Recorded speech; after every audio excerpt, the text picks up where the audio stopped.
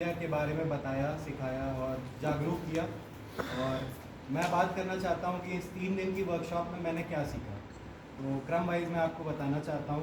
वो है कि सर्वप्रथम कि हमें दबाव और प्रभाव में आकर अपने कोई फैसले नहीं लेने हैं। जो हमारा भाव होना चाहिए वो सह स्वीकृति का होना चाहिए और सबके लिए समान रखना चाहिए।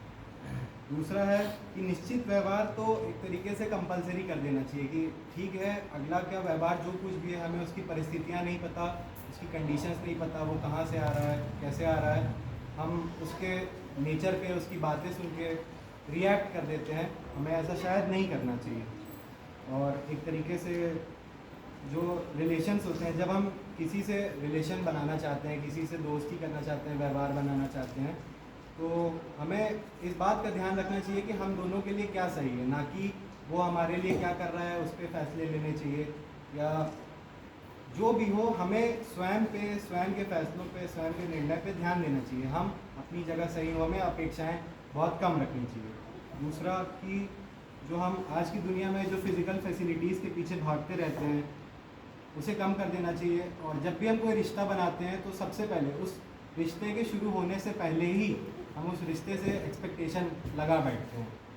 ये मैंने सीखा कि इस चीज़ से सिर्फ दुखी मिलेगा।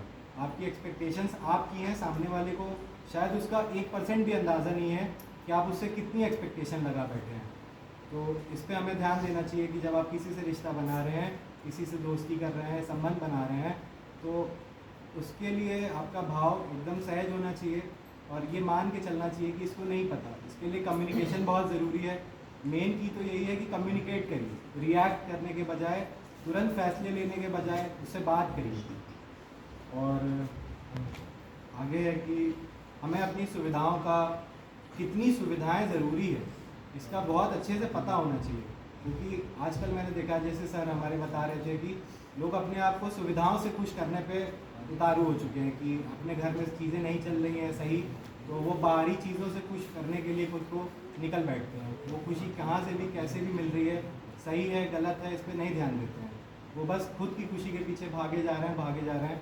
और शायद यही एक मायाजाल है जिसके चक्कर में हमारे संबंध और ख़राब हो जा रहे हैं।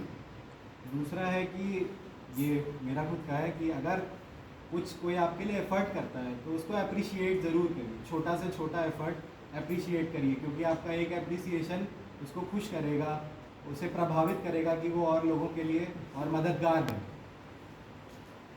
और स्वार्थ सब कुछ नहीं है। हाँ, सबसे बड़ा क्वेश्चन तो मेरा मुकुल सर से होने वाला था कि सर क्या रिश्ते बनते हैं स्वार्थ की वजह से?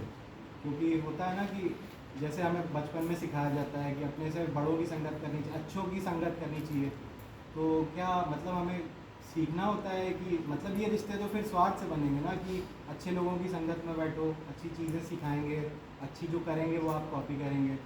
तो स्वार्थ से नहीं, अपनी समझ से रिश्ते बनाने चाहिए, जहाँ आपको लगे शायद स्वीकृति है कि हाँ अगला मेरी बातें समझ रहा है, सुन रहा है, उस हिसाब से, ना कि बस गाइडलाइंस फॉलो करनी चाहिए कि सिर्फ अच्छे लोगों की संगत। जैसे कईयों का था कि कैसे सीखेंगे, लाइफ के एक्सपीरियंसेस कैसे मिलेंगे, तो वो भी बहुत ज़रूरी है। तो अपने हिसाब से आगे बढ़ते रहना है। दूसरा है कि जो आज तुम नहीं सोच पा रहे हो, कल वही तुम्हारे लिए दिक्कत बनेगा। ये सबसे बड़ी दिक्कत है। जो आज हम नहीं सोच रहे, जिस पे हमारा ध्यान भी नहीं है, कल शायद वही हमारी सबसे बड़ी दिक्कत बन जाए। तो चीज़ों पे, छोटी छोटी चीज़ों पे ध्यान दीजिए, छोटे छोटे एफर्ट्स को अप्रिशिएट करिए, आगे बढ़ते रहिए। और हर वो जो बात गलत है, जो आपको बुरी लगे, तो उस पर टोकिए मतलब उसको डांट मत दीजिए, टोकिए, पर पूछिए कि सब ठीक है, कोई बात है, ऐसा क्यों, या कुछ बात है जो आप हमसे करना चाहते हैं, या कोई हमारे व्यवहार में कमी या गलती, ताकि हमारा इवैल्यूएशन डेली होता रहे, हम आगे सीखते रहें। आगे है कि अपना ऑरा, अब जो हमारी सह स्वीकृति है, उस पर डेली ध्यान देना चाहिए कि हमारी तरफ से कोई गलती ना होने पाए, हम किसी का अहित ना चाहें। हम सबसे पहले तो अपनी ही चीज़ें सुधार सकते हैं, अपनी चीज़ें कर सकते हैं। तो हम डेली अपने व्यवहार में एक कोशिश कर सकते हैं कि डेली हम किसी का अहित ना चाहें। जाने अनजाने में सबसे गलतियाँ होती हैं, पर हम इस बात का प्रण ले सकते हैं कि हम किसी का अहित जानबूझकर नहीं करेंगे। क्योंकि अहित करने से अगला तो बाद में परेशान होगा, उससे आप पहले परेशान हो जाते बढ़िया। हैं। और है कि क्रोध आजकल की सबसे बड़ी परेशानी है। क्रोध सबको आता है। तो क्रोध आने की वजह है अनिश्चितता। जब आप किसी से अनिश्चित हैं, उसके व्यवहार को लेके, उसके इंटेंशन को लेके, तभी क्रोध आएगा।